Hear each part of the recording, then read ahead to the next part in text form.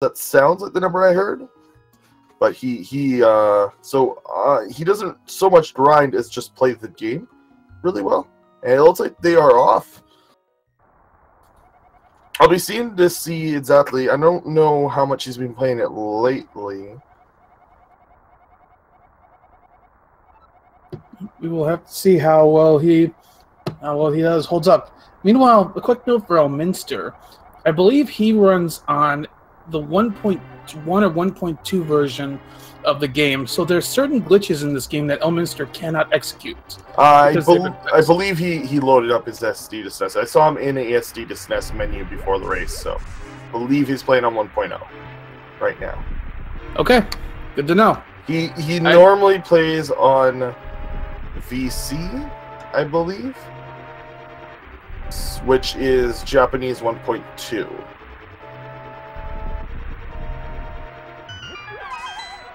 I do know he played his first 2 matches on his virtual console, but I do think you're right.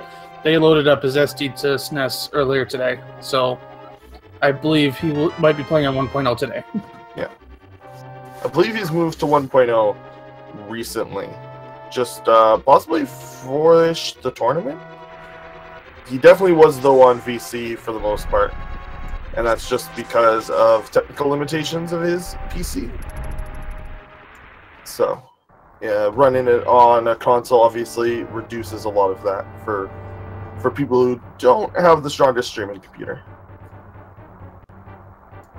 So one thing that WQ is going to do extremely well in these first 12-ish minutes is pumping.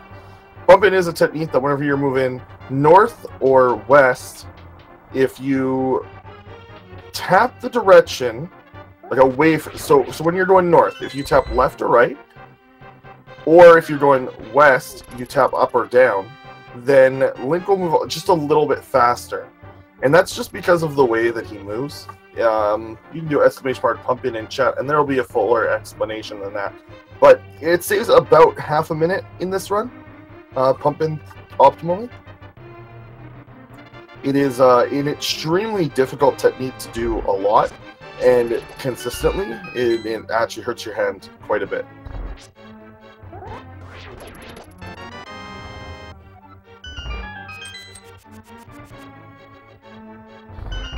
Early on, WQ has a slight lead. We'll see. Both of them should get through the escape in just under 6 minutes.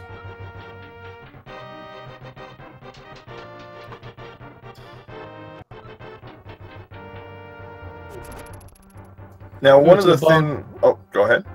Ball and chain guard here. Elminster's going to use a pot. WQ's just going to do 8 slashes. Yeah, they're actually not that much different. It's less than a second, I think, difference.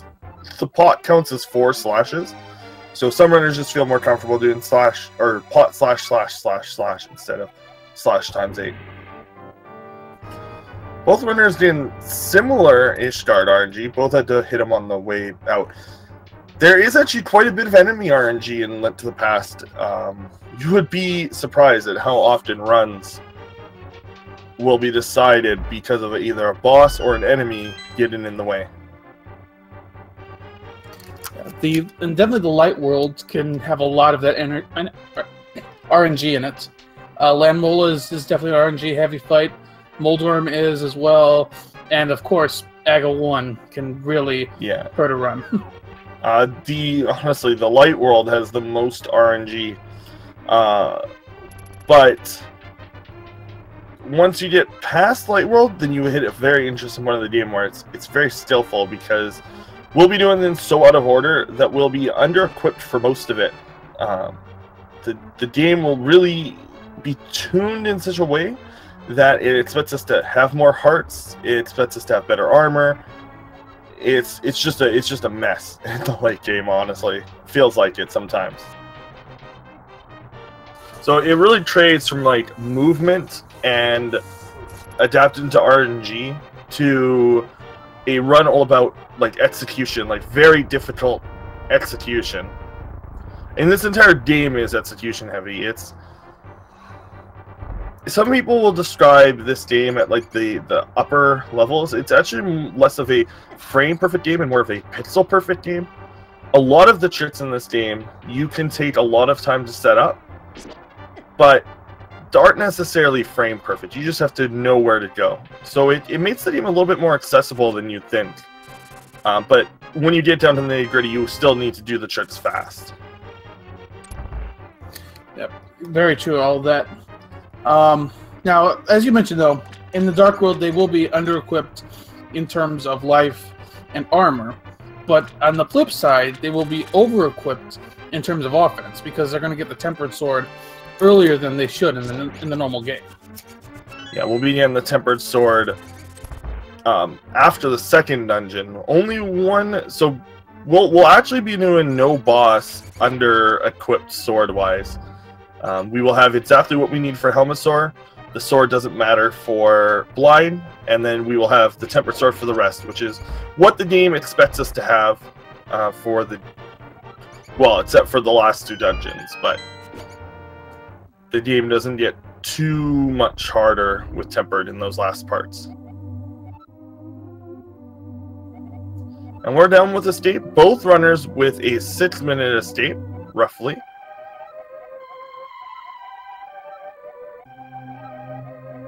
Just some text box smashing, which is one of the least favorable parts of this game. And WQ is electing to skip Sanctuary Heart while Elminster is going to grab it.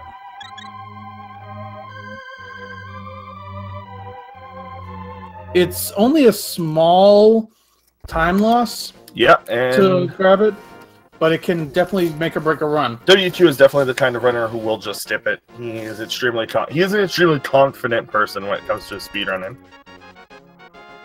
So one other thing that you'll notice is, again, when you're moving south and east, your movement is faster. So you'll see runners run up against walls, like with their face against it, or in very specific ways, and that is actually faster than walking the correct way.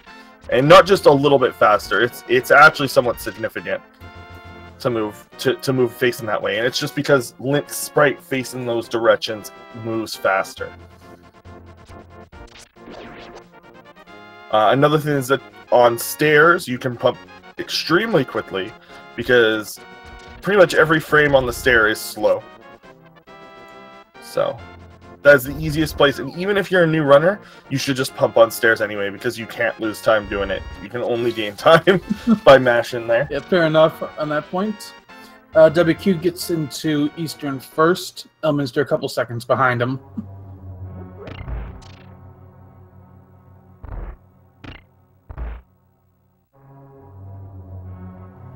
So, one of the first things we'll see coming up here is as WQ goes to the left, he'll enter this one room with a couple of Stalfos. He's going to take a specific path so that he only gets 2 to spawn.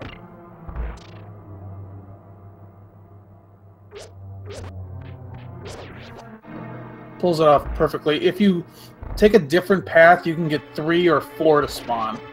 So by doing that, you get through that room pretty quickly.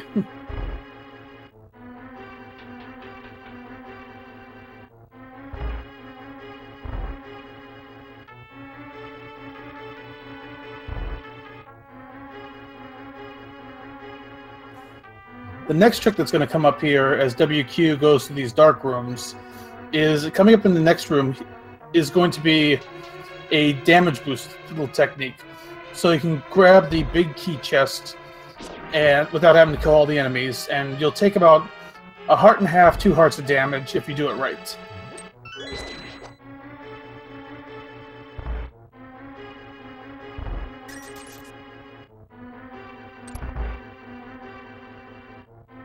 So here comes WQ as he comes in the room. And yeah, that's about as perfect as you can pull that off. Yeah, so with the, and Elm does it perfectly, the Sanctuary Heart is actually pretty important there, because without that Sanctuary Heart, you don't have room for error. Yeah, absolutely, because at this point, WQ's down to 1.5 hearts. It's not fatal for him to take some of these hits, but he has very little opportunity to make a mistake and still live through it.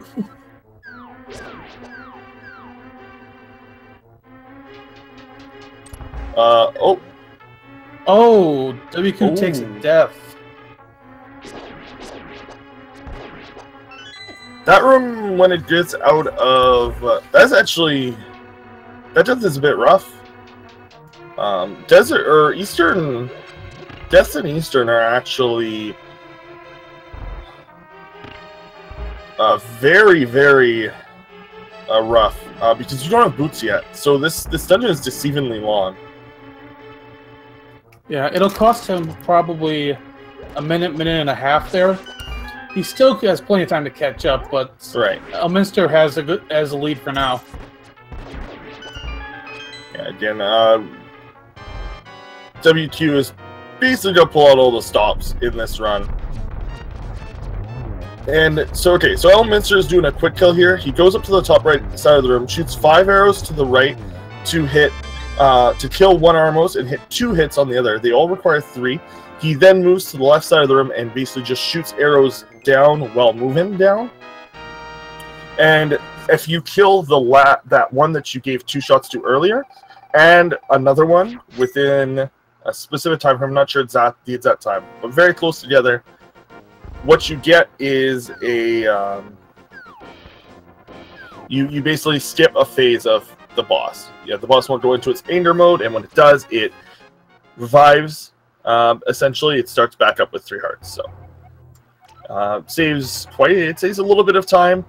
The normal strat doesn't lose that much time though. If you see runners start at the bottom left and just do the fight kind of normally.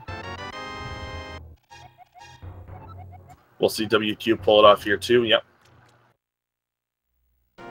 WQ actually has, like, yeah, exactly enough arrows to get through that fight. That's the other thing that a death causes, is you do need to get extra arrows. So, meanwhile, Elminster picked up his boots. What he tried to execute there as he was walking up the stairs is a spin dash speed. Basically, if you charge up a spin on the stairs, release it, and then start your boot dash at the exact same moment, the game will glitch, and you can basically get boot speed without using the boots. Yeah, you don't even... Unfortunately, sorry. Unfortunately, Elminster didn't pull it off there. Yeah, you actually... Oh, sorry. Sorry, go ahead. You actually don't even... The nice thing about it, you don't even need to do it on stairs, but it only activates once you hit a stair. We'll probably see Elminster pull this off after coming out of here. He actually doesn't like doing this screen, so he won't. Yeah, he'll never do it on this screen. He hates library dash. WQ will probably do it both ways, though. Yeah. We'll also see later in the run that you can pull this trick off with the hook shot as well. And that's actually a little bit easier to execute.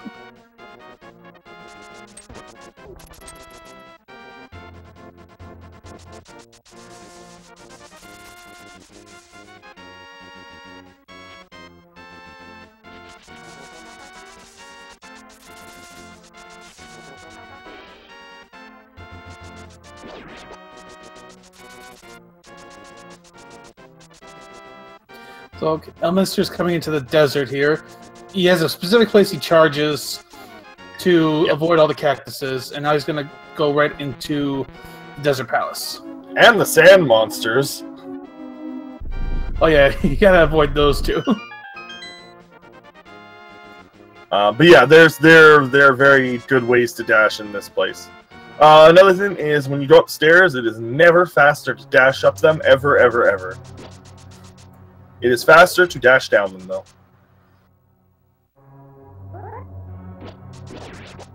Ooh, nice poke dash into a dash there. I always like seeing that strat. It looks very clean when you do it. Elminster bonking that thing. As long as you rub up against the torch in some way, the torch will drop the key for you. Desert Palace, the dungeon itself is actually very almost relaxing in like its dashes. This whole split from leaving east, from getting the Pegasus boots to Limo, it's just nice, clean dashes. Yeah, I think it almost feels like this dungeon's set up for you to really get a feel for the Pegasus boots. Yeah. Elminster grabs some extra arrows there. He'll need those for the upcoming Land Mola fight.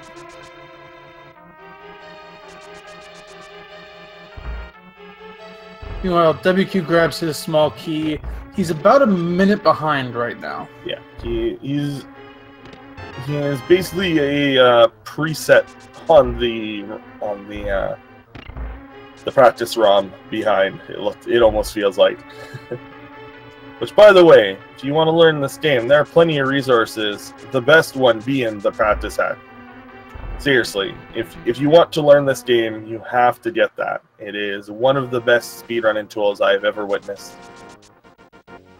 It is a very nice tool. It has a bunch of presets that'll basically put you at different areas in the game with a preset set of items that you would normally have in an NMG run, and you can also adjust it so you can have more items if you prefer.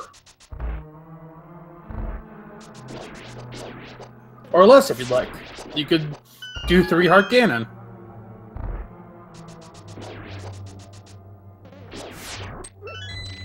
Yeah, I'll see runners pick up sometimes extra pots or killing extra enemies. That's possibly for money or drops.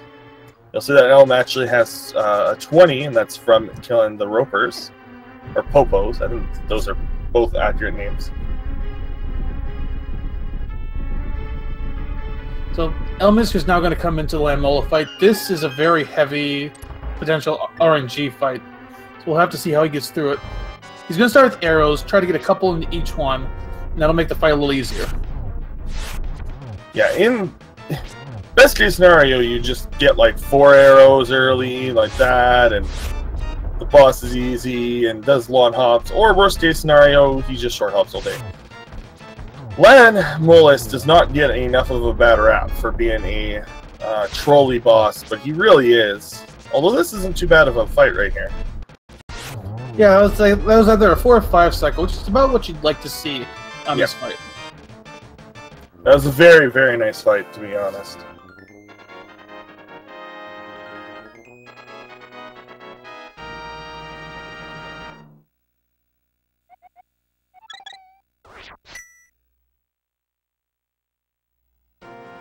So Elminster's gonna head up to Hera. I'm curious if he's gonna do the fake flipper route or if he's gonna do his usual routes. Yeah, there's 2 routes. One that goes up the west side of Hyrule Castle, through the world. The other is a fake flip. It looks like he's gonna do his normal shot, so maybe he is on 1.2. I'm not sure now. Now, the difference between the two is pretty small. Fake flippering is about, I think it's a 6 to 10 seconds time savings, but there's also a little risk with it.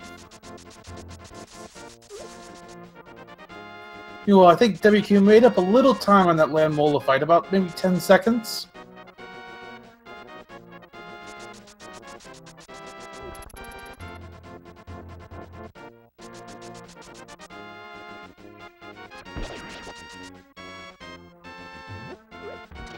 Yeah, and WQ is going to show us the fake flipper route here. Yeah, so these 2 routes are only about 6-second difference. Luckily, it's not too bad.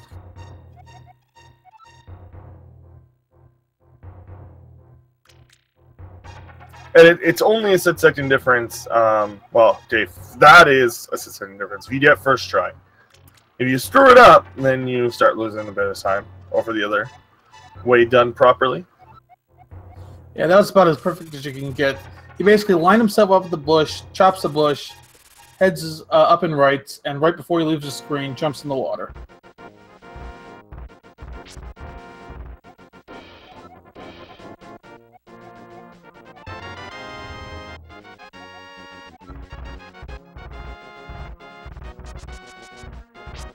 Well, Elminster's picked up his mirror, and he does use the spin speed. Okay, so he is just used to 1.2 route, which makes sense. You know, I mean, why do a different route when you know the other one fine? We will have to see if he decides to go for gold, sword, and silvers later. He might elect to skip him if he's on 1.0. Oh no, if he's on 1.0, he'll definitely, if he's doing spin speed, he's not gonna get gold sword. He definitely knows. I've seen him do tempered sword, so I would be pretty surprised. Both runners in the spin speed on Death Mountain, which is probably the most important spin speed. Yeah, it's better to go fast up Death Mountain, because even though those boulders might be scary, it's better to just get through them as fast as possible. Okay, so there's a few strats. Oh, WQ triggers the Dead Rock, but luckily, so the way that this game works, real quick way, is that there are quadrants in the game in these larger screens. They're still sort of separated like a room, and so the way that if you move away from the quadrant, it despawns the enemies. So you can get rid of dead rocks that way if you're close to it. Very, very good runners know exactly where these quadrants are.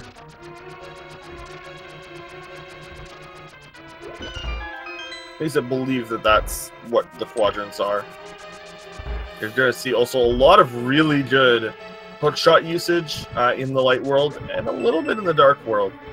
The hookshot is actually very useful in this run. It is absolutely worth the few seconds it takes to pick up. And technically the hookshot is required if you don't know how to hover. Sure.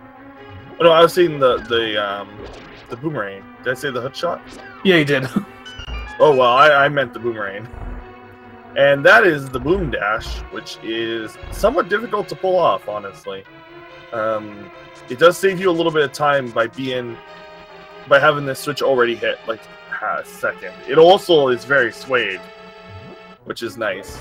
It both saves time and looks good, which is always a good thing. Oh, not supposed to open that chest. But we're seeing the first bomb jump here. Yep.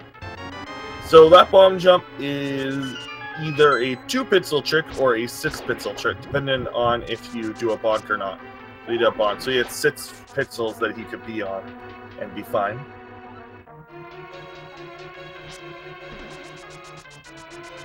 And here's the other RNG-dependent boss. We'll step to see how well Elminster handles this. He needs to get 6 slashes, whether they're spins or spins or normal slashes. So you'll also see a lot of charges, because you can basically just go through Moldarm with charges. He just doesn't care. And all attacks with Fighter Sword do the same amount of damage to him. And perfect.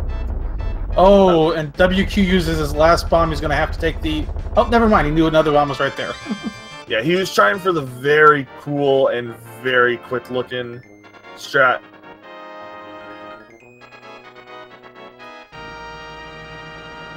But gets past it anyway.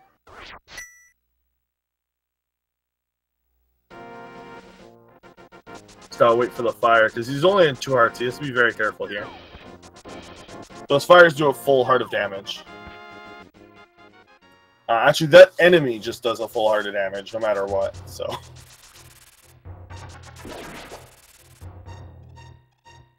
The WQ is coming up on his Moldarm fight. Yep. Moldarm, again, when it comes to top players, they just know how to deal with him. He is honestly not as bad as some people act. He does knock you down every once in a while. Sometimes his movements kind of suck, but you can usually actually capitalize on it, just like WQ did right there. Once you recognize how he moves, it's yeah. As you can see, they're very good. Meanwhile, Elminster's setting up some tree pulls here. You probably saw him do the first one to get 20 rupees. He's doing another setup now, where he's going to get 80 rupees by killing 4 enemies without taking damage. Yeah. He actually didn't even need to collect rupees from that first tree, because he already had 20 rupees. But actually, no, sorry. Because you need... So WQ is actually behind money-wise, because you need 110. So WQ is going to need to find 30 rupees. He'll have to pick up the... Well, he should be fine. The first tree pull will give him 20. His second tree pull should give him 80. And then there's a guaranteed 5 rupees as he's climbing up Aga Tower. Oh, okay. Then yes, then he is just barely fine. But usually you do want to have that roper, because if you do get hit with TT and you don't have 10 rupees to pay for him again, it's a bit rough.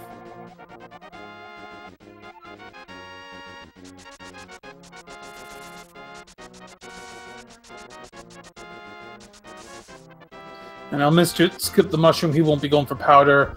I'm pretty sure WQ will skip it as well.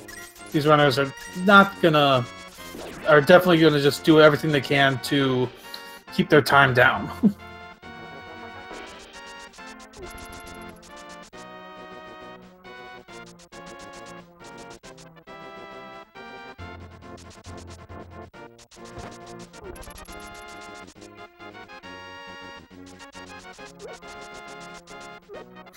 So yeah, it's still about a minute difference between the two of them. I think Elminster was about 24-25 pulling the pedestal. WQ is about 25-25. Yeah, he is just the walk to the castle apart. So he's also definitely not going to pick up the mushroom at all. He's going to pick up 0 safeties.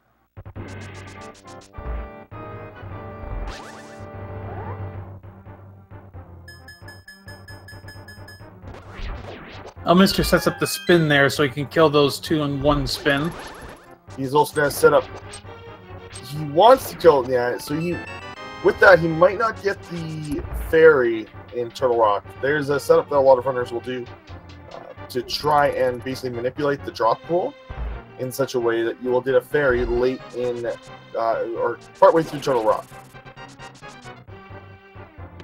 I believe it's through dash kills. That, yeah, if you dash kill enemies, they don't drop the same items. Unfortunately, I'm not 100% certain on that one.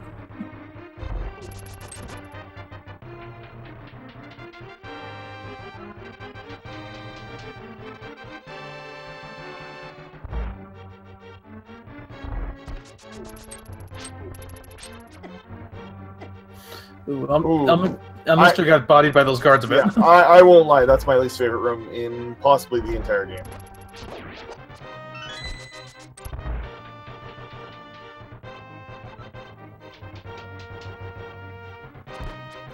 Using last 2 arrows here.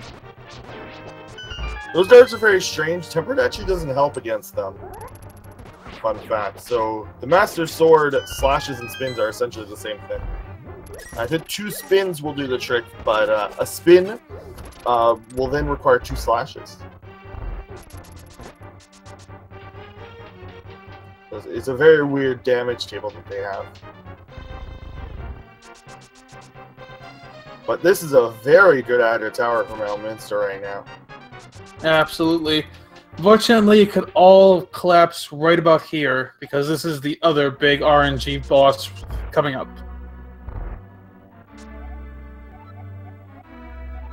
I believe this is usually a time when chat likes to guess how many blue balls the runner's going to get.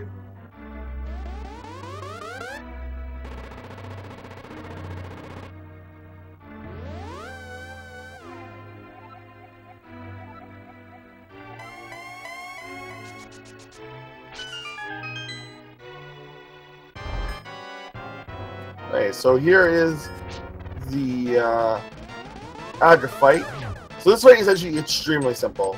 You literally just have to deflect balls back at them. Except sometimes they don't go back to them. And they are instead what we call blue balls. There's one. You can get up to 15. The average, I believe, is 3 or 4. There's 2.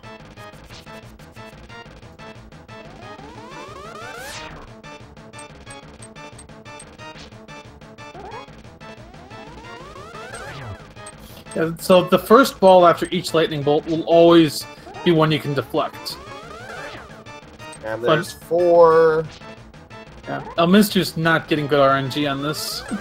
No. If he gets this, if this is a yellow ball, it's actually it's on at. Oh, well, that's 5. So now he gets an extra phase. That is less awesome.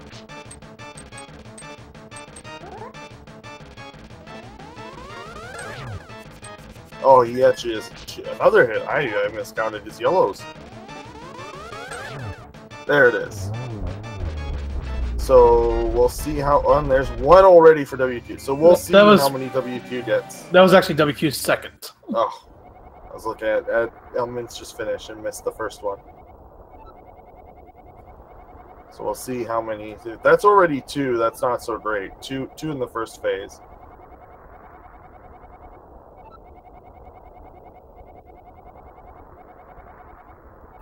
Oh, I think this could still be a 2 phase. Wow, he gets 2 phases.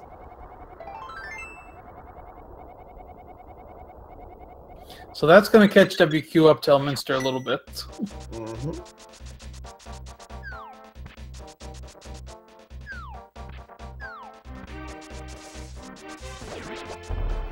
Oops, a little unfortunate bonk there. Yeah, fences are weird. Some of them you can go through, or some of them you can slide past fine, and others will bonk you right off.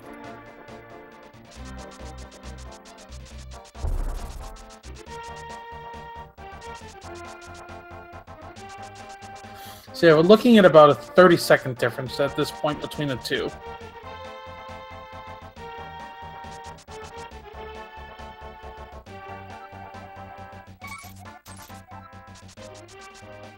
So Elminster grabs Kiki. He's going to charge towards the steps, but before he gets there, yeah, he'll stop and walk up. So, because Kiki takes a while to get up there if you're charging up towards the steps.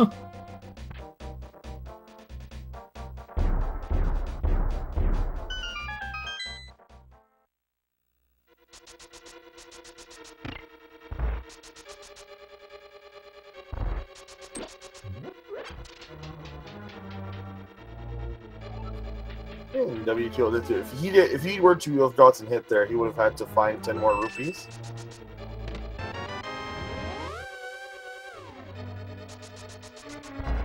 But he is in, so it's all good. So we'll get the rest of the rupees that we need for this run in Village Outcasts. I'm going to shut off another nice little trick there. So with the boots, you can basically you can push A as you're going up onto any ledge, and you'll jump straight down. The only exception is if you were facing up. You can't do that trick when you're facing up. Instead, you'd have to face to the side and then like walk towards the ledge and push A. Yeah, which is what Elm did right there. It saves about half a second every time you do it, I think. That sounds about right. Might be less than that, actually. It might just be frames, but it does save time, and it's free. So if you can take free time saves like that, literally just remembering to push a button, it's always worth it.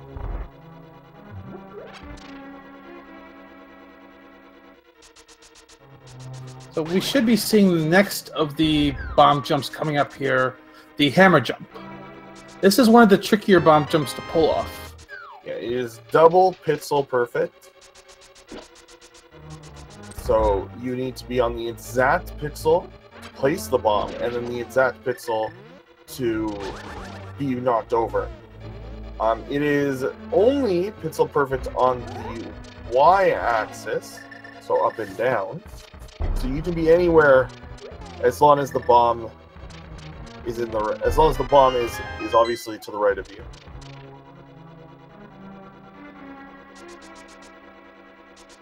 Yeah, Elminster pulls this off perfectly. That trick saves 40. That trick, I believe, saves 45 seconds. It's one of the larger time saves with a small step like that. Yeah. But WQ pulls this off quite a bit faster. And that's going to catch him up a little bit more.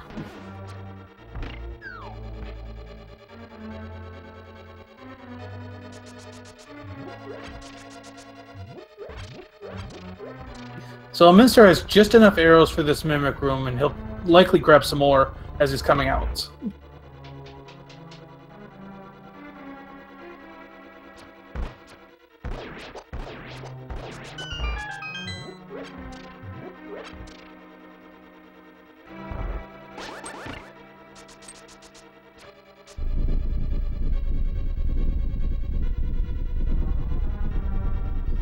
As soon as the WQ, he'll grab a few more arrows as he's coming out of this room.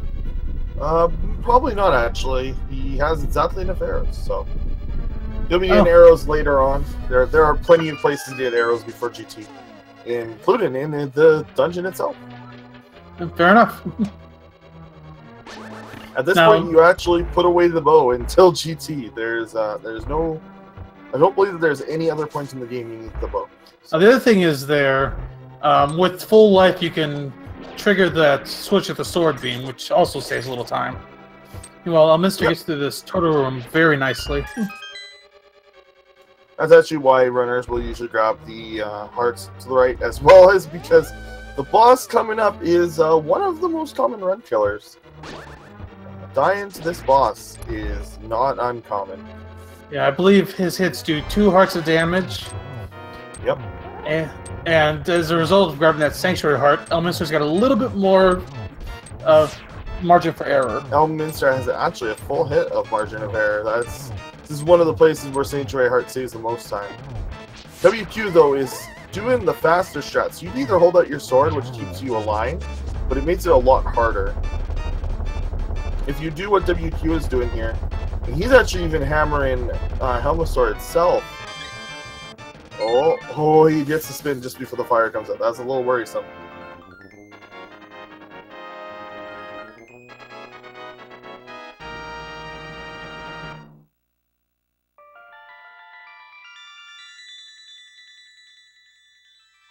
So now we're going to see some text box matching, and then they're going to take the route towards Thieves Town via the Haunted Grove, where they'll grab the flute.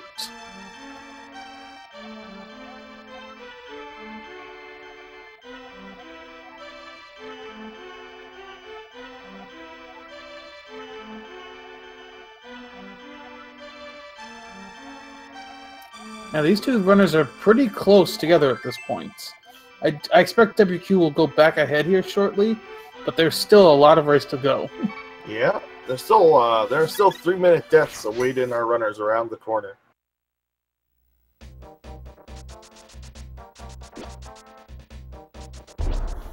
Yeah, it's definitely easy to take a death because, as we mentioned earlier, everything hurts in this world. I think most of the enemies in Dark World do 2 hearts of damage by default.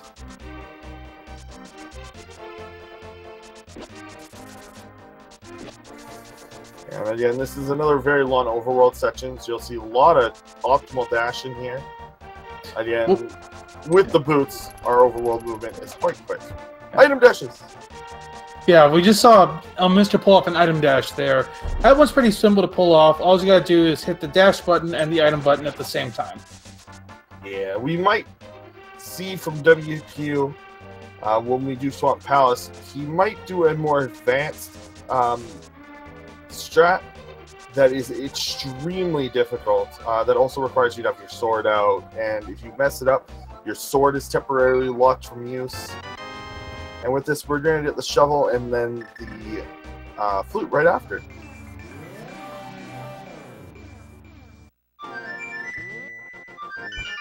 So we basically just saw, all we saw Elminster do there is mirror in and then quickly get the shovel and shovel before he gets frozen in place.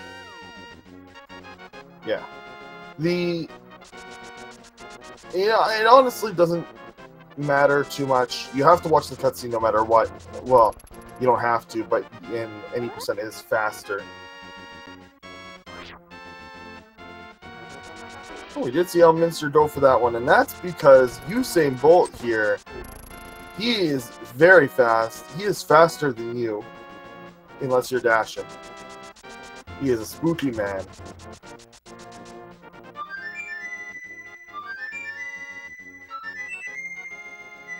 And both runners set them up to come right out of this and head straight north, where they'll take the portal to Dark World, then to Thieves Town.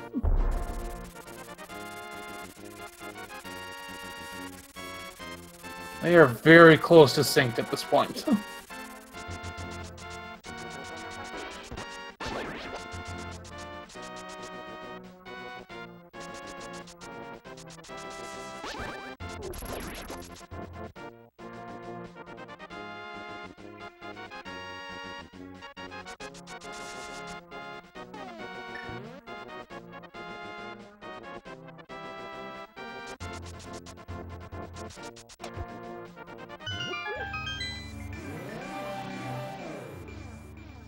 Yeah, they are now synced up here. But this is just really goes to show how much movement, like, is subtle in this game. You can't really point out anything in particular that has caused Elminster to lose seconds on WQ. It's just when you practice this game enough, you just kind of the game just kind of like meshes. You know what you're doing, and when you know the perfect movement, it saves so much time. Oh, Elminster got the bunny beam there. Yeah, that'll slow you down a little bit. It's because it's actually just because he bonked on the not bonked, but he was just a few pixels behind. Now, luckily, you are not the bunny beam when you hit that chest. You can't open chests as bunny, so if you hit that bunny beam, then it can lose you a little bit of time.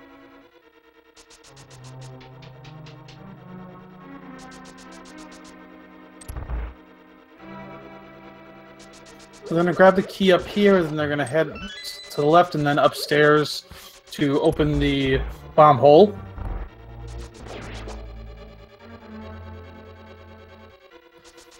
Oh, and that's a very nice dash up that hallway for WQ. And Elminster gets it as well.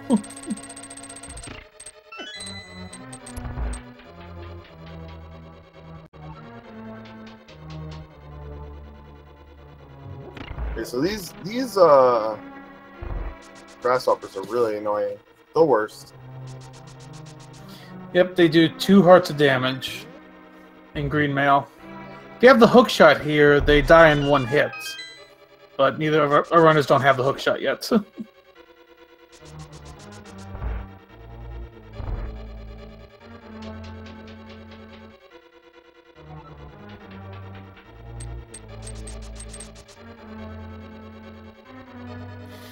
they're both going to head to Blind Cell, get blind, and pick up their Titan's mitts.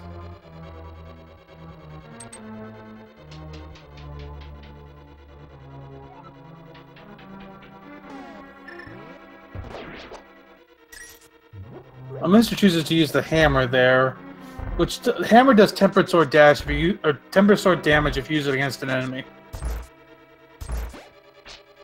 Plus, you need to pull it out anyway to get the Titan's mitts. That was a very satisfying dash down that hallway, by the way. Killing all 3 at the same time. Yep. There's a T-dash. We actually haven't explained T-dashing yet. T-dashing, essentially, if you hit a door on a multiple of 4 pixel, you will trigger the door at the same time as hitting... you'll trigger the door, like opening it with your key, and then dash through it. You'll basically have enough time before blocking the door. There are a few ways to set it up, and it's different for all the keys. We're going to see the blind fight now. This is a very scripted fight. You need 9 hits regardless of weapon, and if you know what you're doing, this fight will basically go the exact same way every time. Yep. There's no variation. As random as this fight feels, it is not.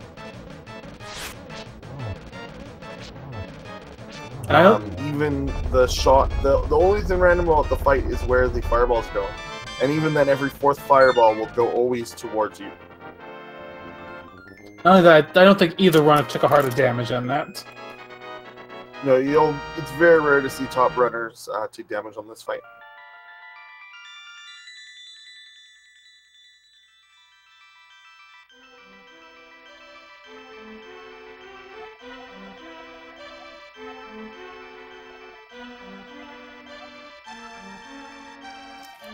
Yeah, these text scenes are one of the more aggravating ones, just because you get just nothing but button mashing.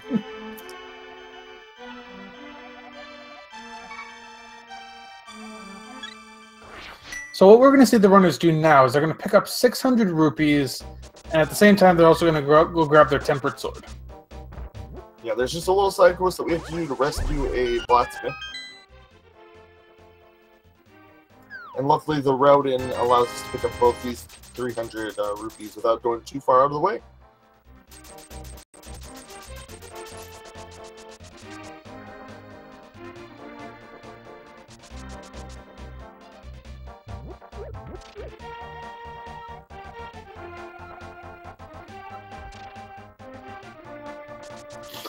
So they will most likely set up a specific spot where they're going to mirror to make this as easy as possible.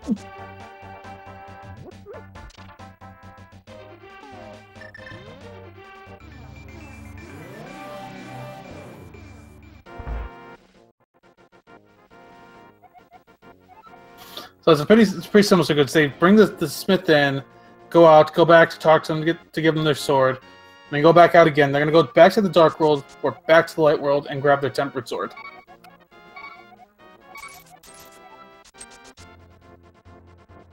And then as WQ sets up another portal there, as soon as he comes out, he'll go back to the dark world to grab his next 300 rupees. Yep. And then we'll go straight over to Mothila, who will be somewhat trivial with the tempered sword, as well as the Gyptos being significantly easier. Yeah, the Gyptos are 4 tempered sword slashes versus 8 master sword slashes. And we just saw WQ there pull off a fence dash.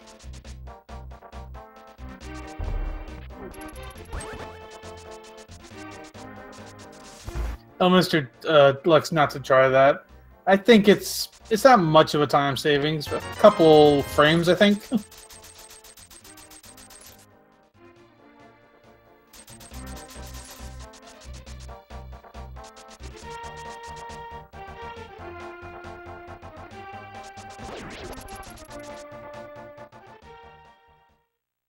The one thing you gotta watch out for when dashing in here is that you don't dash in the middle of that 3x3 thing. There's a drop down there, and that will lose you just an absurd amount of time. So we head straight to the middle part of the dungeon, because we don't need anything in the front part.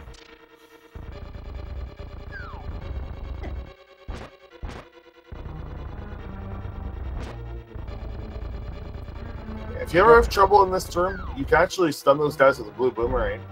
Oddly enough, can't stun them with a shot, but they will be stunned by blue. No, we're going to see the third of the bomb jumps here to get to this chest.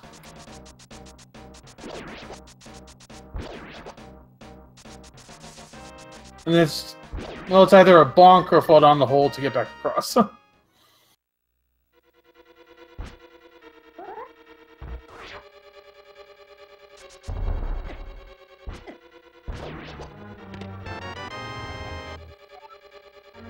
And there's fire on. Now let's pick up a key to get to the back. You actually need 2 keys in the back, but you can get one from an enemy drop. Yep, and that enemy is unfortunately another Gypto.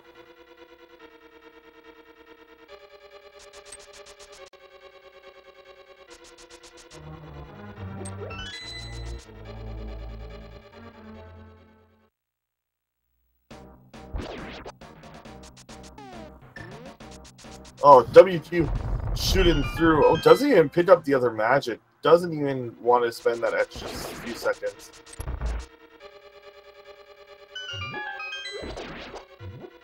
Already switching to mirror, so that he can be ready to mirror when he gets to Light World, or when he's done the dungeon. So Mothula, it takes 4 tempered sword slashes. Mothula does 2 hearts of damage if you hit him. The spikes do 1 heart. But it doesn't really matter. He doesn't take any damage. Yeah. Spikes might do 1 heart to you, but they cause you to deal no hearts to him. Oh, Elminster going into this fight with 3 hearts is actually a bit spooky, but the fight's actually not too hard when you know how to do it. It just depends on how Mothula moves, which, admittedly, is very annoying. Now, what I did learn, though, is if you poke dash him, it will kind of counteract the spikes. Just the way that poke dashing works with these spikes in this arena, you will still damage him if he bounces into them. So poke dashing is the optimal way to deal with that boss. So now as we're coming out of Skull Woods, we're going to see another little set of side quests here as the runners go to pick up the Quake Medallion and the Flippers. And the route will take them straight into Ice Palace.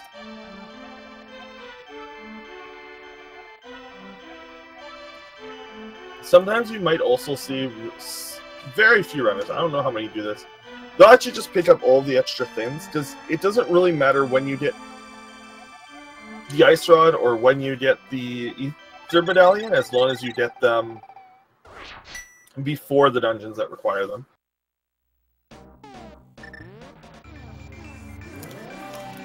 I think WQ had a small misflute there, but he's back on path.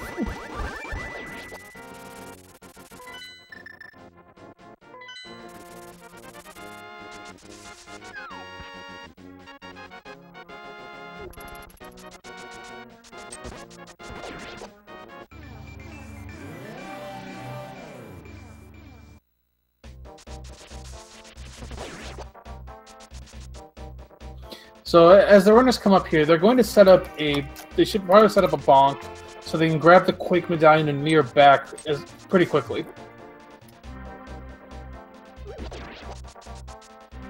That's exactly what WQ just did.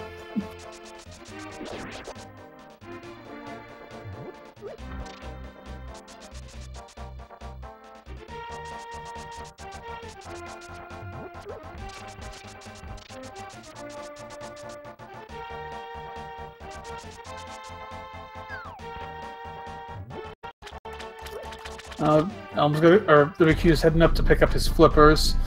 This is where you need those rupees. The flippers cost 500 rupees. Yes, 500 rupees to get some flippers, just some pieces of plastic to attach to your feet, and well, you have to pay only 10 gold to get the services of 2 blacksmiths.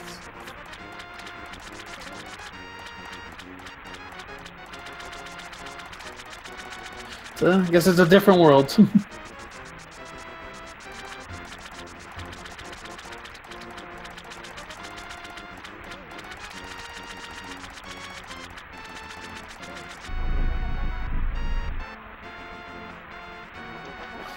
And as WQ comes out of here, he'll take this portal, and I'll take him right to Ice Palace.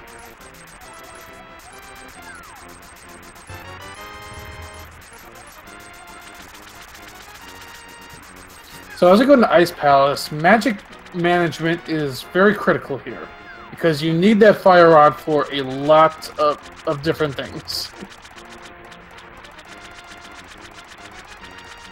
Well, actually, you only need it for 2, really. You need it to kill that first ice enemy. I can't remember his name. And then you need it for Cold Stare. Freeze doors. That's it. Yep. They're great. They're funny. I didn't know this until very recently. They get like minorly stunned by hook shot. They like move in the other direction and stop moving down.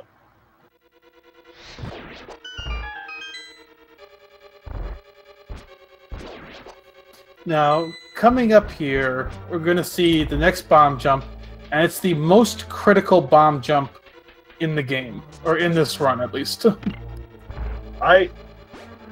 Somebody's gonna have to explain to me how that bomb hit that switch from where it was. It was like a solid. It was like a solid 4 links apart. That's kind of strange. Yep. Here's the bomb jump. Yeah, right here's the bomb jump. This is the biggest time skip in the entire game. It borders on the definition of a major glitch, although it is not at all, because it doesn't actually let you skip, say, a boss or in a progression item. It only skips you. It skips you through this whole dungeon, basically. It skips you through the whole dungeon, but it there's no required items that you get here. The only thing that you're missing is blue mail.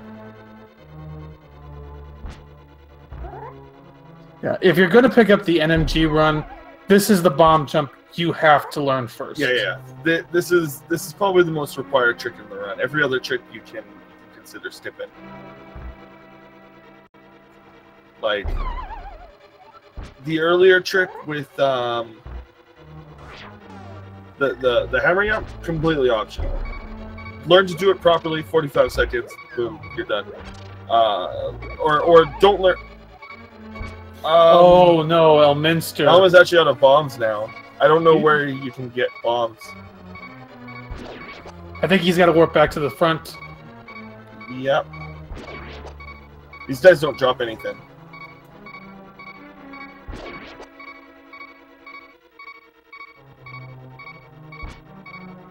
Yeah, he has to mirror to the front and come back through.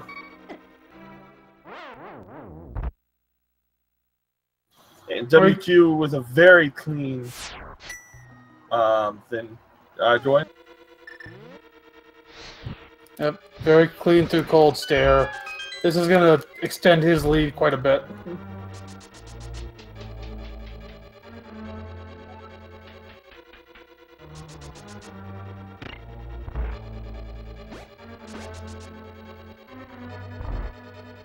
Ice Palace really sucks.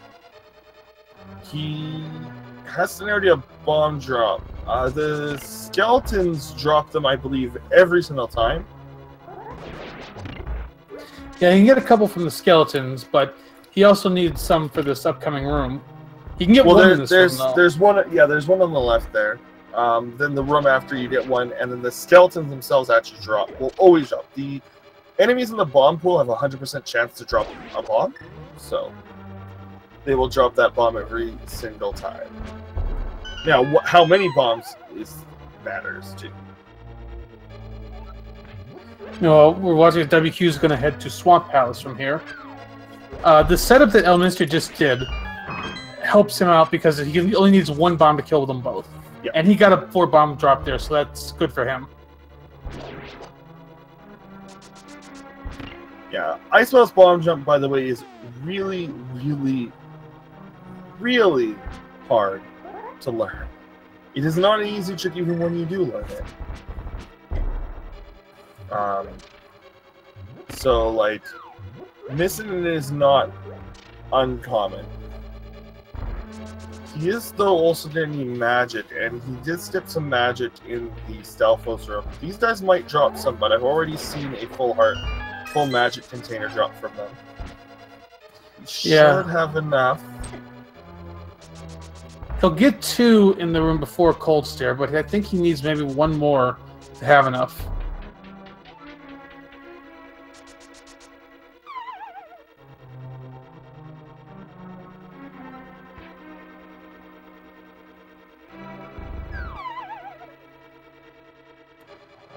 Believe the pots on the right might drop some.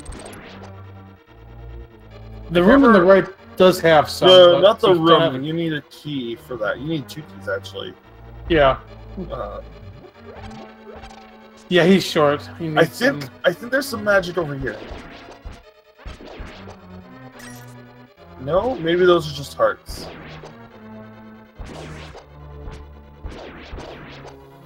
There we go. Is that enough? That I hate. Whenever I'm nervous about my magic, it's hard to tell if the magic bar is full. Because it never looks 100% full.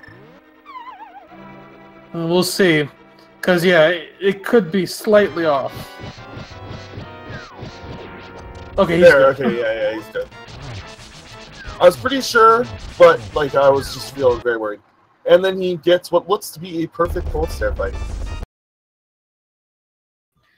Well, over on WQ's screen, he's making really quick progress through Swamp, heading to get his big key so he can pick up his hook shot.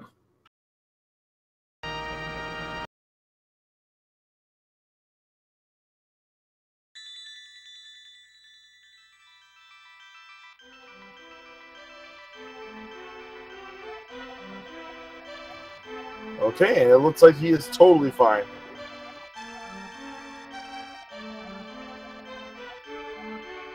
All things considered, he's not too far behind. Especially, again, considering that WQ is by far one of the best runners. Absolutely. Statistically is the best runner in the tournament. So the group that got WQ was always going to be the hardest group.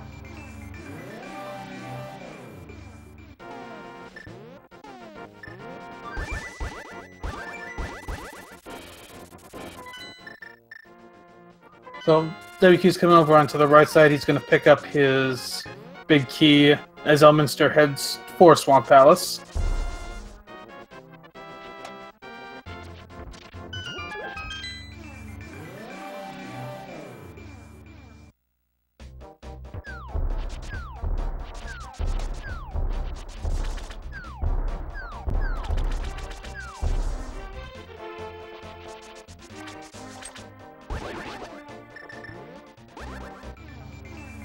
Now, Swamp Palace is pretty straightforward. There's not really anything you use for glitches or quick time saves in here. This is a pretty straightforward dungeon to get through. Yeah. There are a few little tricks here and there, like that one that we just saw WQ do. Optimal use of the hook shot for movement here is pretty important as well.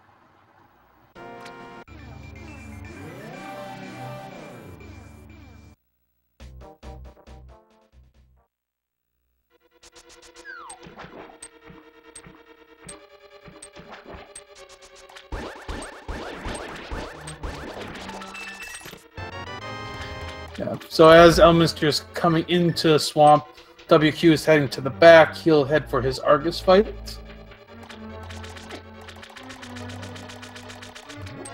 I'll be interested to watch WQ here, as he is likely going to go for a really quick kill and potentially a 0 cycle on it, I think. Potentially he will go for the 0 cycle. I feel like he will.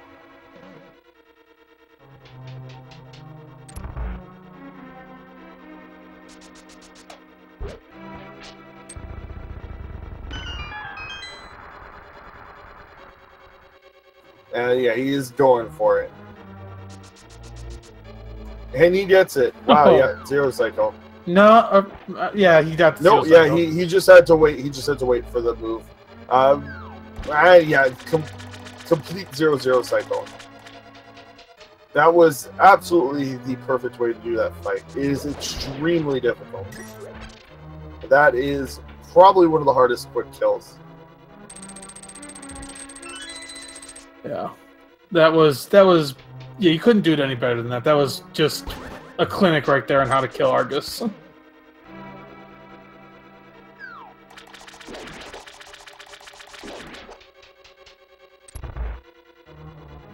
So the way that works is you hold your sword out and then do an item dash, which basically means that you keep your sword out throughout the whole thing.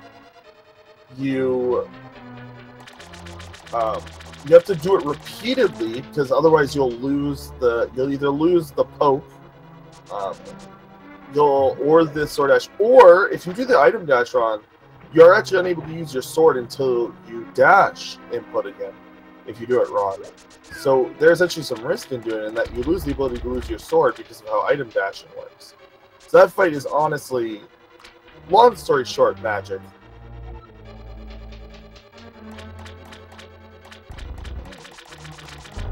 One of the coolest looking boss fights in the game. It makes a normally somewhat boring boss into a treat. Watch a WQ climb the mountain here. He's going to pick up his Ether Medallion, and he'll likely go straight for his Ice Rod as well after this. He could also elect to pick the Ice Rod up after Meyer. He just needs to get it before he goes to Turtle Rock.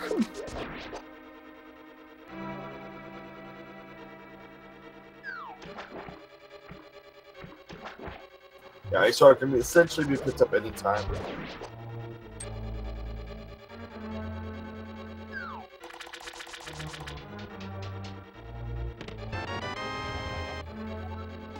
Yeah, he's going to grab his Ice Rod now.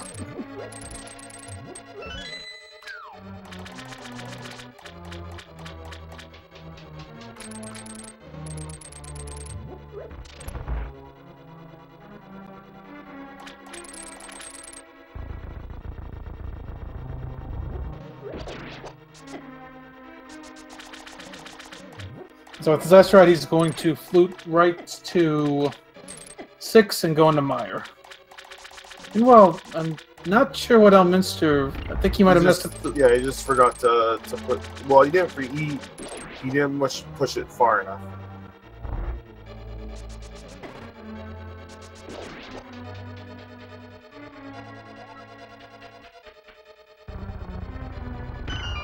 it can actually be like, it is very nerve-wracking to play on a stage the size of speed gaming, and on top of that, when you're playing against somebody who is just on a different level, is also somewhat difficult. Elminster is playing very well, though. Like, he is playing what would normally be nuts. It's just that his opponent is, like I said, just on a completely other level from pretty much every other runner of this game. And Elm, though, is a top runner, like, for sure. This game has just got, like, probably the largest pool of top runners of any game.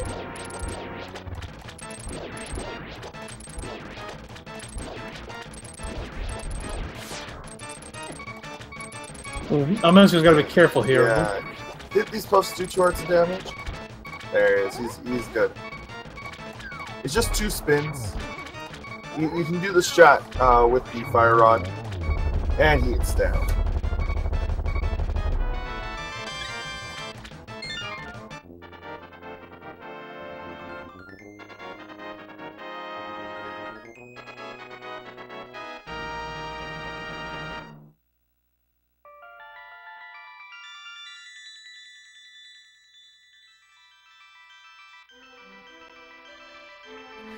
So, WQ is going to use block clips here to light these torches.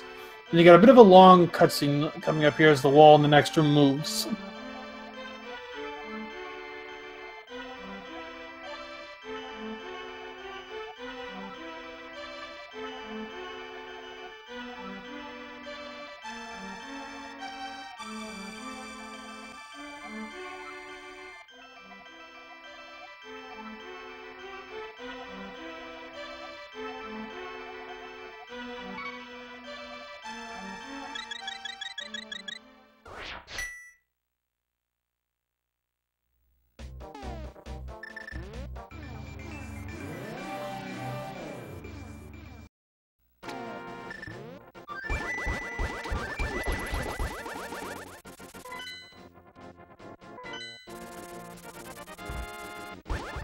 So, WQ's already picked up his big key. He's going to pick up his Cane of Samaria here, and then head over to Vitreous.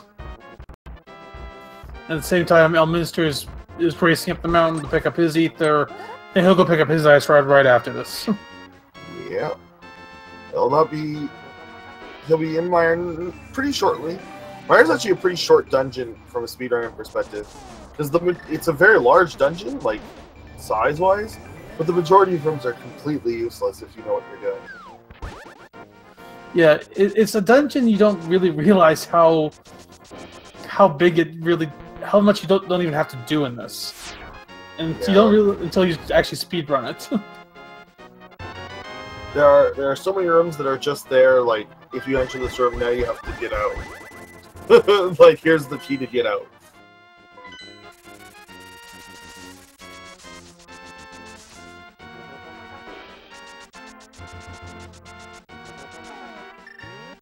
Alan's also going to pick up the ice rod now, as opposed to later.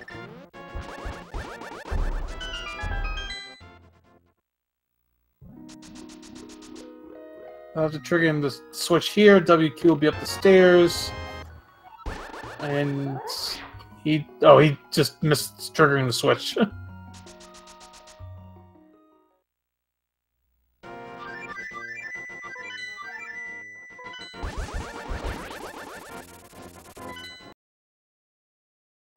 Fluid in the 6 and go into Mire.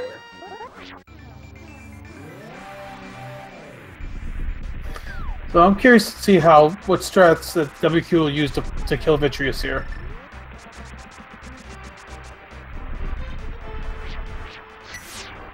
He is going to do the WQ strat. That is actually his strat. He was going to do that every time. The damage boost strat is a strat pioneered by WQ himself, so it is named the WQ Vidi. Oh, did not know that. Yep. There's actually a lot of strats in this game that were made by WQ. So We are getting the Sword Beam, which always looks good in this room. Meyer 2 Sword Beam is great.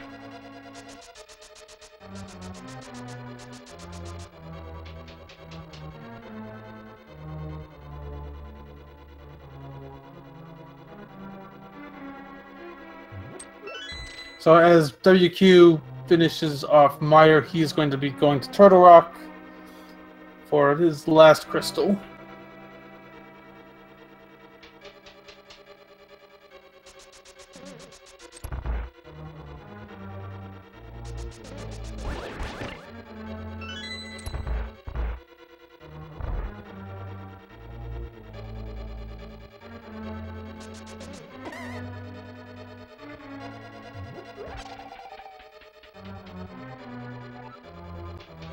Okay, that was a really cool way to get through the Waffle House there.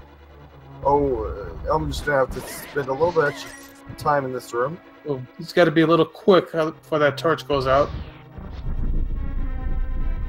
He gets it. Actually, the torches do stay a little longer than you think, but when you have a little hiccup like that, you got to be a little mindful of the time.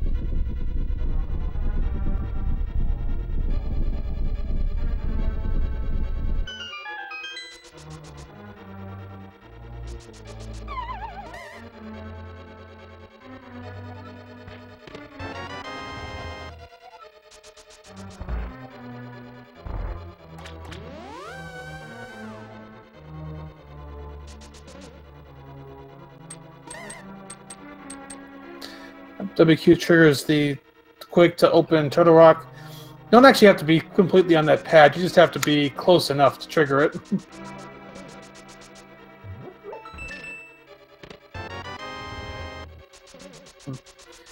Did ElminsterRTA have to grab an extra key? Maybe? Oh, he might just want to, like, avoid taking the, like, 2 or 3 damage you get from spikes. That could be it, yeah.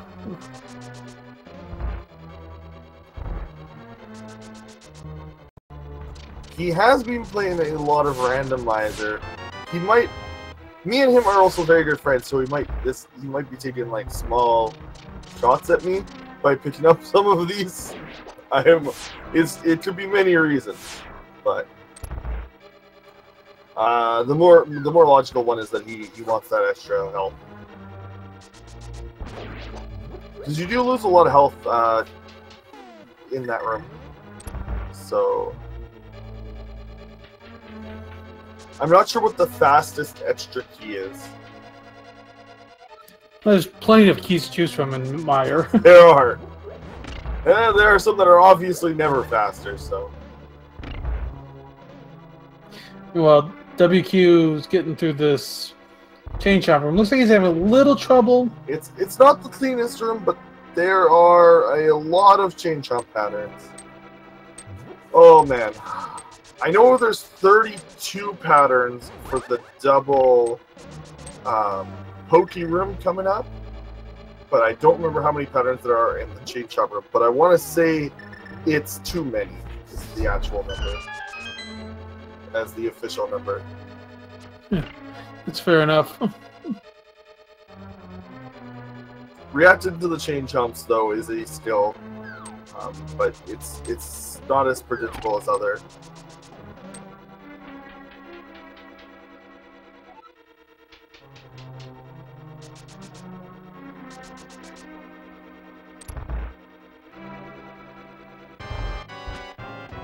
So now we're at Elminster has his Vitreous fight.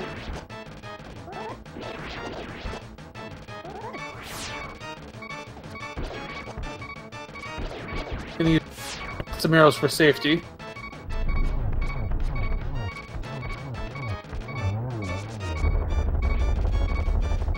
This is where things really start to hurt, as enemies will start doing 3 to 4 hearts of damage. Even because you're expected to have blue mail at this point. Yeah, which halves the damage that you take. So we are also these runners have the hearts that they're expected to have. Although the game kind of expects you to pick up at least some of the heart pieces along the way. Like, for example, by the time you hit Dark World, you already would have had to pass by 4 heart pieces. Just from ones that are in front of your face alone. WQ with sword beams in that room really, really helps out. Yeah, I believe he set up that fairy that you were mentioning earlier, so you could get a health refill in here. If you do everything exactly the same in this run, your drops will be roughly the same. And there's like a 50% variance, allowing you to manipulate when you get fairies and other drops. Yeah, this is also another dungeon you're going to skip the big chest because it's mirror shields, and you don't need mirror shield for this run.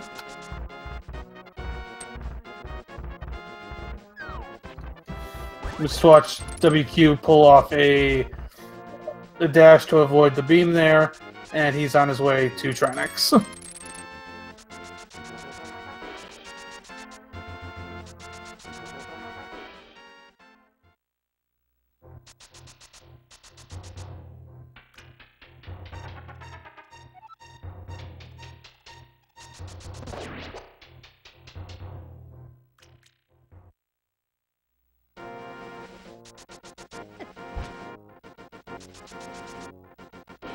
And backdoor shot for... Oh, this is the fire. So not as quick as it could be, just because the head moved in a very specific way.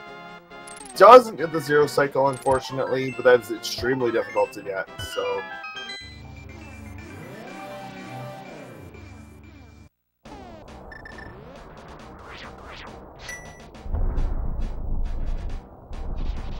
So yeah, as WQ's finishing up Turtle Rock, Elminster is entering it.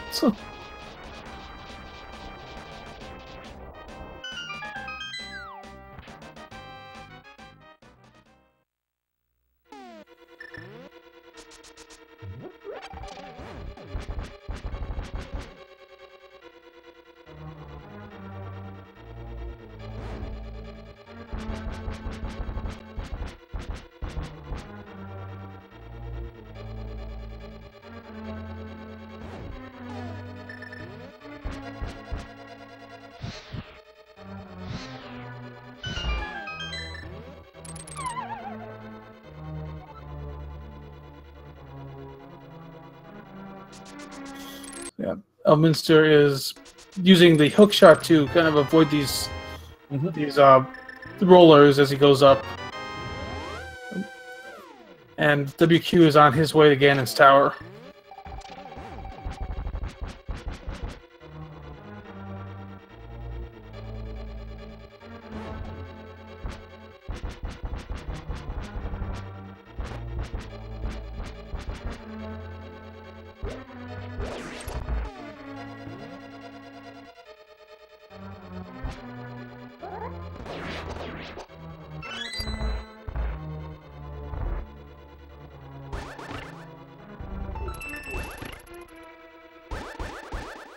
And chain jumps, no, please no. Hey. Very nice. Pretty good. Got to that room without taking damage. So now we're going to watch WQ make his ascent up Ganon's tower. There is a bit of variance in this, depending on what keys each runner elects to pick up. Because there's several different ways you can... Several different keys you can choose to pick up to get through this tower.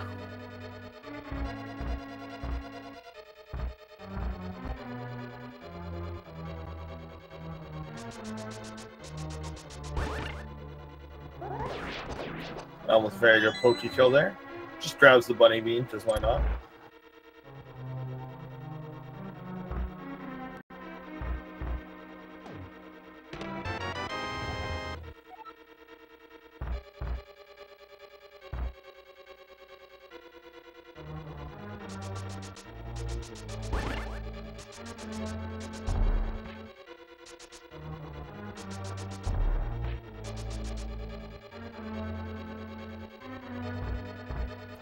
And getting through Ganon's tower very cleanly, WQ.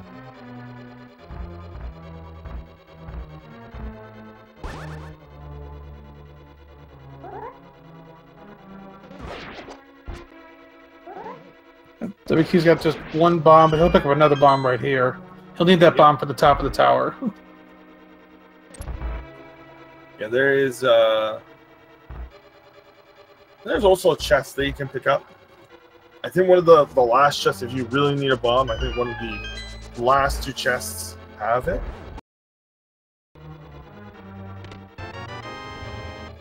He gets through Ice Armors pretty cleanly, grabs Ganon's tower key. He doesn't need the arrow refill, he's set for arrows.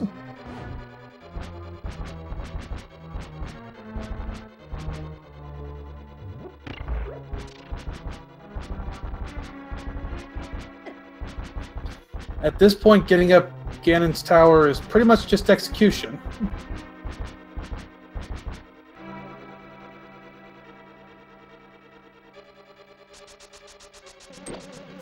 There is probably still a little bit of RNG with the Land Mola 2 fight and the Moldorm 2 fight, but beyond that, this is pretty much the same every time.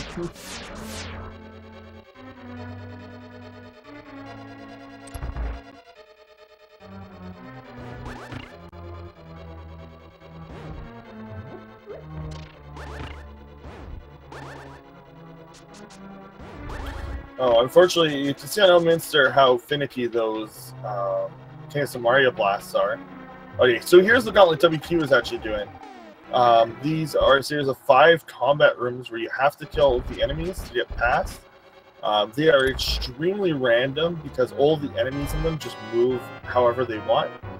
So you have to react to how they move, as well as them being on conveyor belts. And then later in this room, we added ice to the mix. But that was a very clean gauntlet so far. This one is a nice, easy. Oh, never mind. Usually, that guy will die to the fire no matter where he is on the floor. There we go.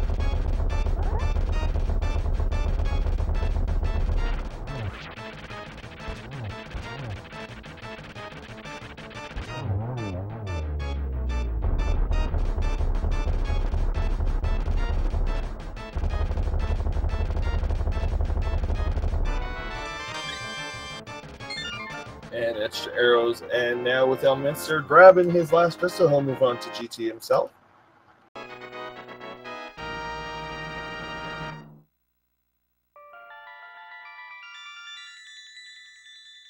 Yeah, WQ is blazing through the tower. Perfect setup on that Wizrobe room.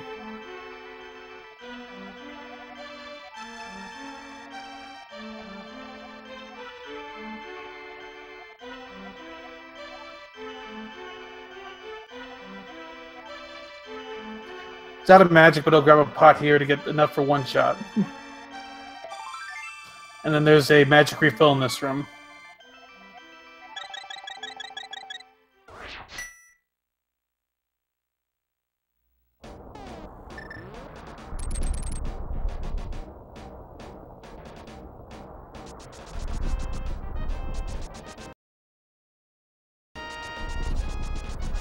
Throwing his last bomb to bomb this wall. 1 more key door in here that he's got the key for. And doesn't bother with the magic refill, doesn't bother with any more heart refills. He's going to be good for the rest of the run. Oh, and he is going to... He hasn't hovered anywhere else, so I wasn't sure if he did hover, but that is a 6-second hover save. So it's unlike the other ones. There isn't like a... all the other hovers that you could do in the game have an alternate strat that is pretty much equal. But that hover does actually save time over not hovering. Hovering also being somewhat hard on the hands is something you'll see a lot of people skip. Even if they know how to do it. Oh, wow! Simple geometry on that triple. Very nice setup there. Double. That would have been extremely good to, if you could triple it. So here, so one thing that you need to keep in mind. Oh! No, that's right. Never mind. I don't think that first one was a triple, though. I think 2 of them hit too close together.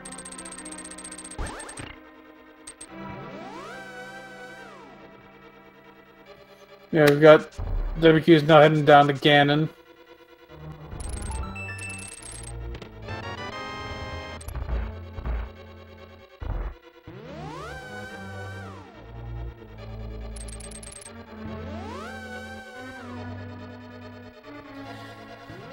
So Ganon, it's 12 slashes for the first 2 phases, then you got 1 slash per tile on the 3rd phase, and then 12 spins on the last phase. He gets the 1 cycle on phase 1, setting up pretty well for the 1 cycle on phase 2. And the phase 3 is where... Oh! That's kind of weird. I don't know why he didn't hit it on the first slash there. Oh, wow. No teleports. What? He's getting some good RNG on this part of the fight. Okay, that was nuts. I've never seen 3 in a row. Wow, that was only 4 teleports in phase 3. Hey, so here's the real... He does not have a lot of magic left. He's got enough for, I think, 3 more fire rod shots, but then he can always switch to the lamp if needed. Yeah.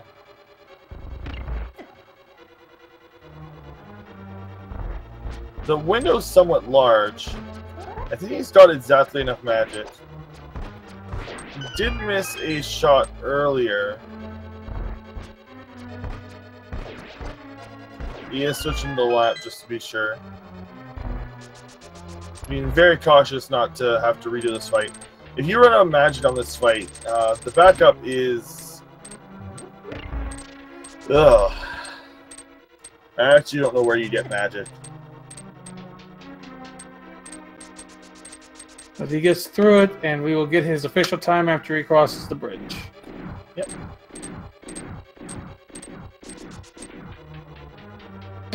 And WQ finishes in first place with an official speed racing TV time of 1 hour, 27 minutes, and 10 seconds. Yeah, GG.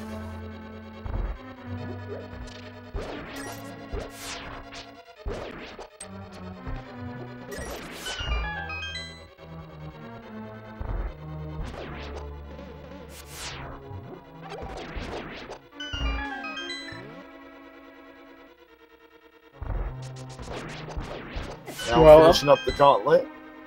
One last room. See, that's what was supposed to happen when WQ did it.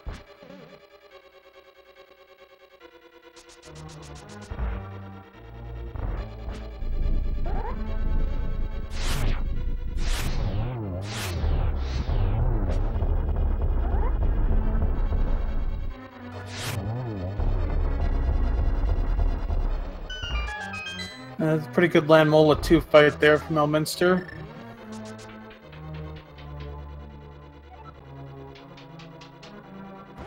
And now on to the Wizrobe rooms and the upper floors.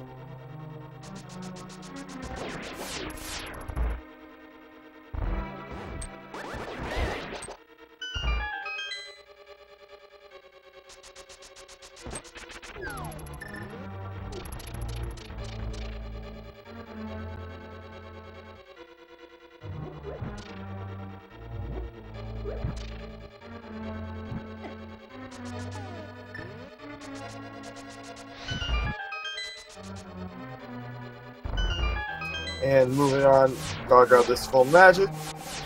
Gotta hope that you don't despawn the tower. It's a pretty rare thing, but if you climb the stairs at the exact second that the torch in the last room goes out, you can do it.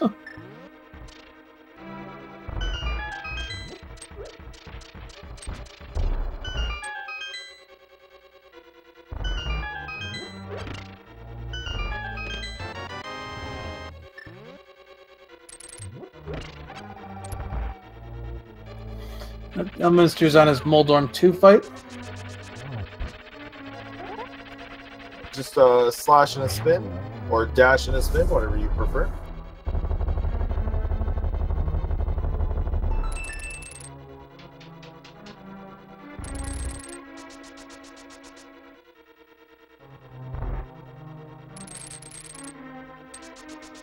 Elminster's about to enter his Aga 2 fight. Let's see how well he handles his.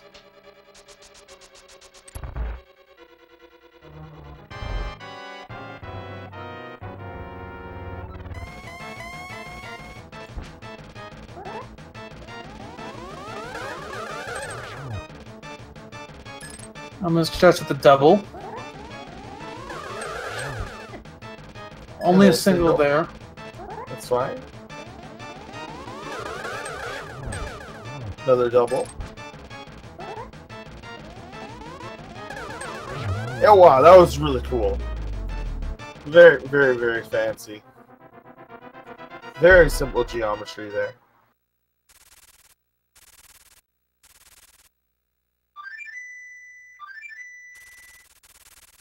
Now Elminster will head into his Ganon fight.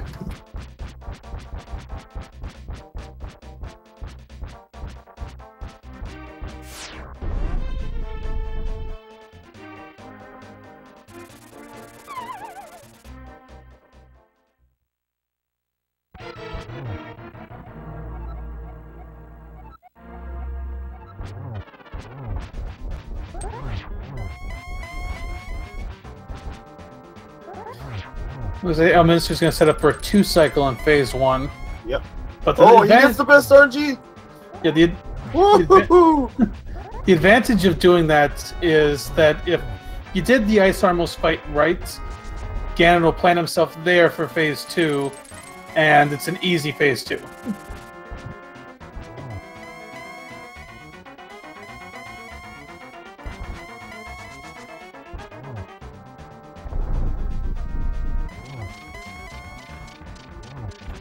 Yeah, that was very good.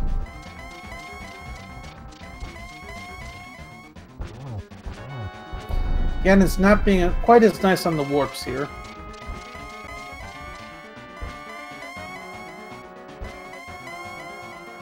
Or these can actually go on forever.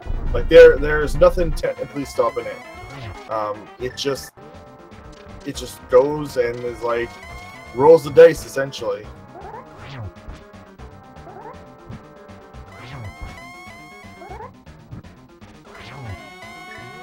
So if you do your torches right in this phase, you can generally get 3 spins off each time you light the torch. Yep.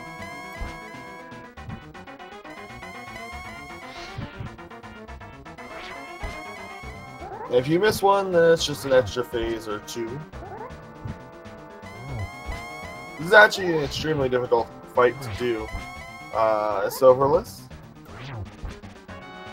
Phase 4, once you practice it though, is not actually as hard as it looks once you get used to it. And there it is. Only 1 extra torchlight in. That is GG. We'll see if either or both of our runners want to join for a quick interview. But there is another race, but I'd like... we'll talk to them about the race, but there is actually another race going on Speed Gaming 2, if you want to check that out as well. Yeah, Elminster has finished officially with the Speed Racing TV time of 1 hour, 33 minutes, and 26 seconds.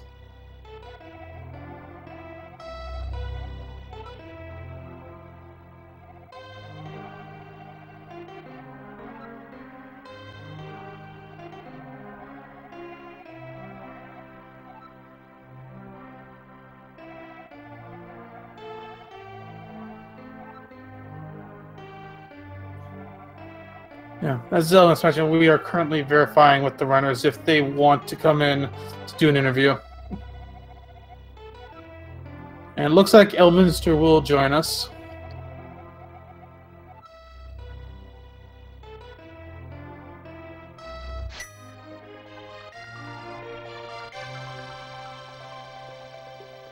Oh, hey, El.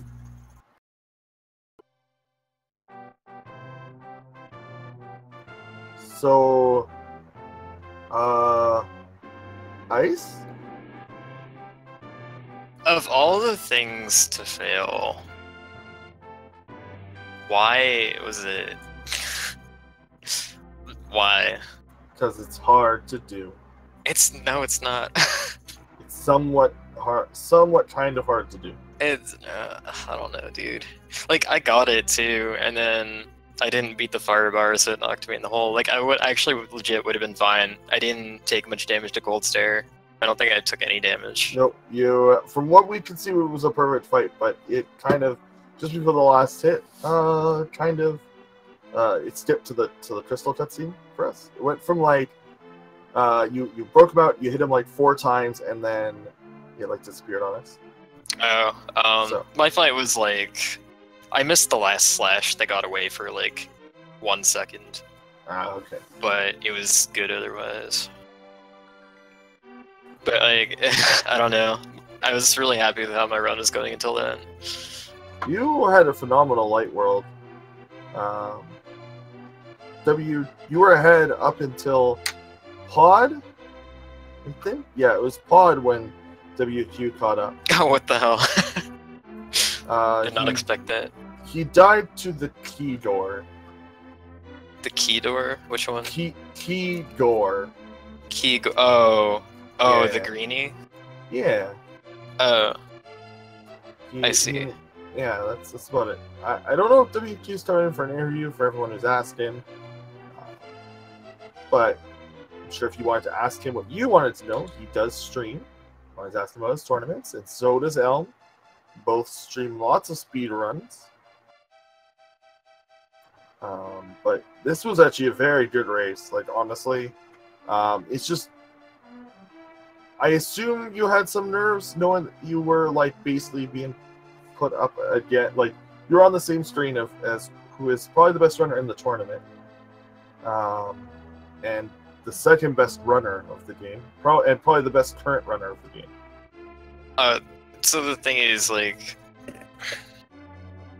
it's obvious going in, or like it's generally anyone who knows who we are is gonna be like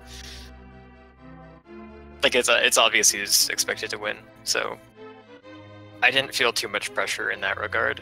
I just wanted to play well for myself, and I was doing that.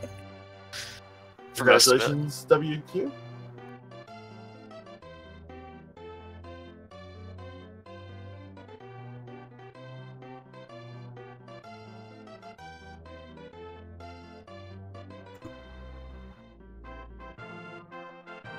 So, I think everyone wants to know what was going through your mind and when you had the unfortunate death in Easter.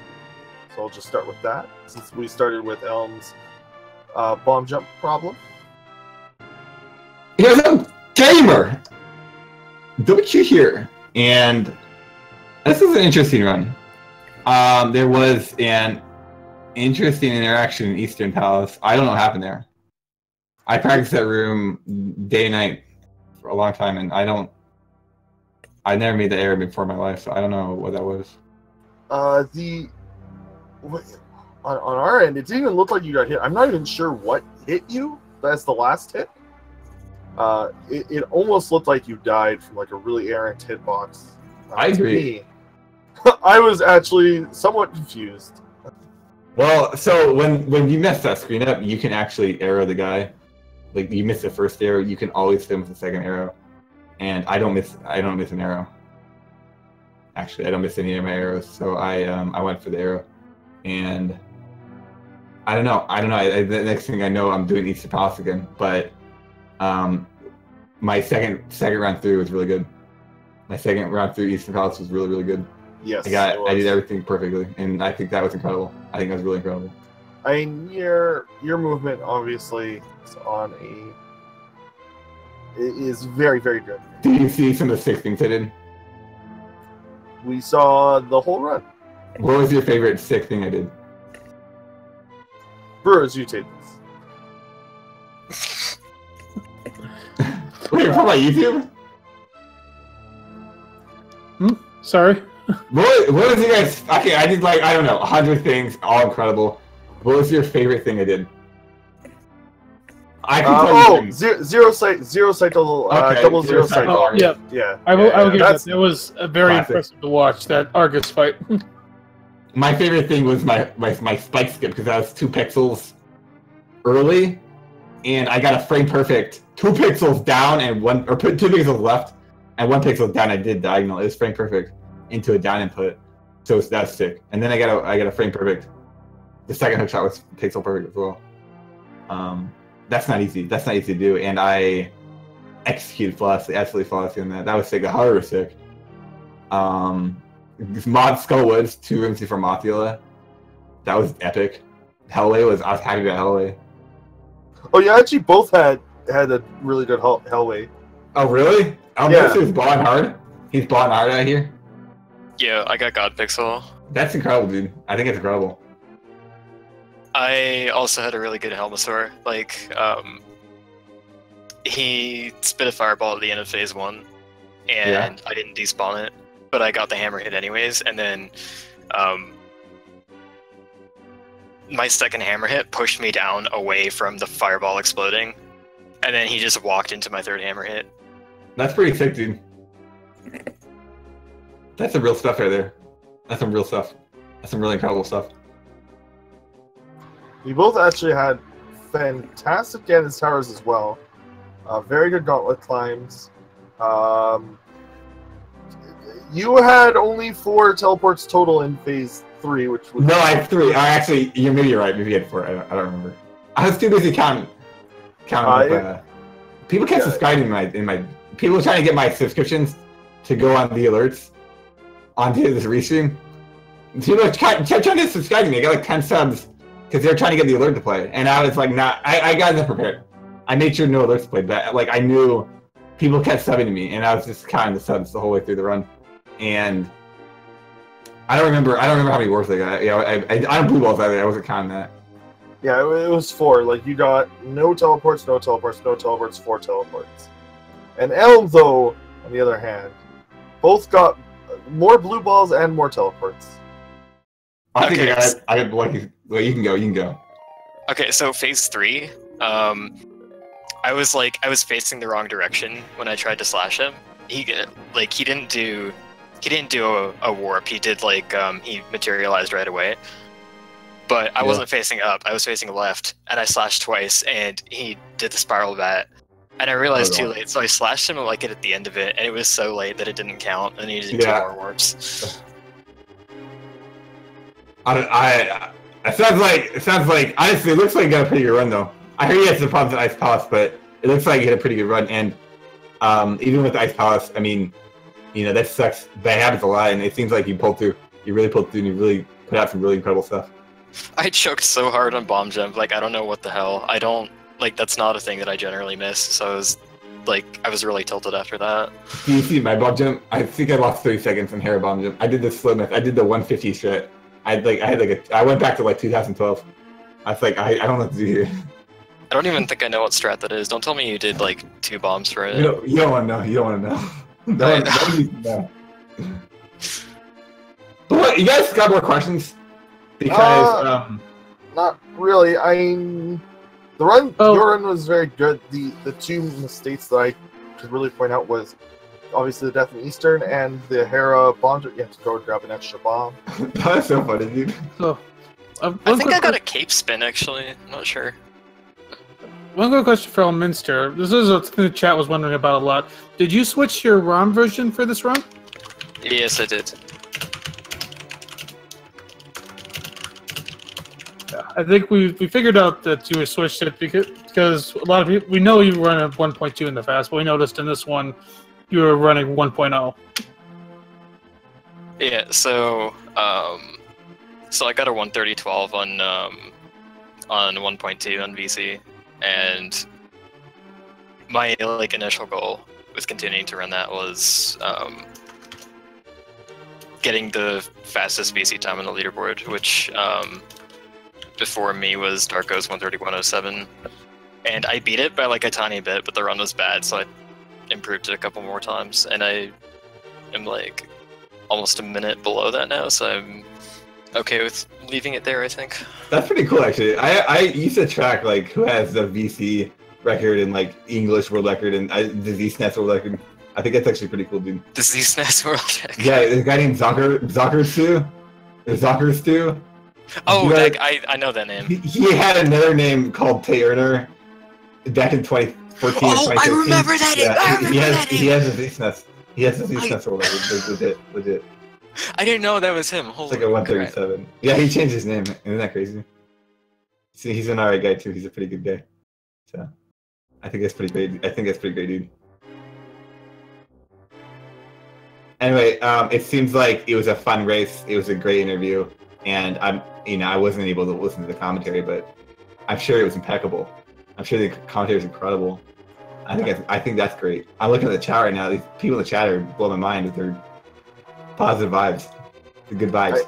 I got yelled at because I misunderstood one thing, but yeah, I'll correct it every other commentary from now on. I think that you changed the world, dude. I think that you changed the world, and your commentary is incredible. Personally. Thank you. And I'm gonna get here, guys. Thanks for commentating my race, and thanks Elminster for racing me. I appreciate all that. Yeah, thanks. It was fun. See you guys later. Thank you guys. Again, everyone, don't forget you can follow the runners. Feel free. Again, they both run. If you enjoyed what you saw here, then do that. My name is Zelnis. Brewers Fan JP is my co-commentator.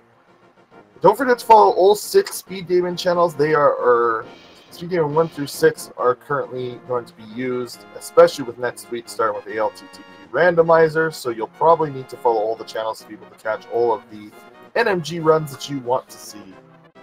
So there's also a schedule for ALTTP that is at speedgaming.org/ALTTP. So if you want to know exactly when and where matches are happening, use that link.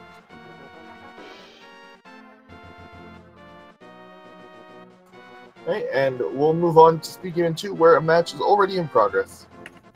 All right, yep. So, turn into the other match, and we'll also have plenty more matches in the NMG tournament tomorrow. We've got plenty of other events on the Speed Gaming Networks. Make sure to check those out.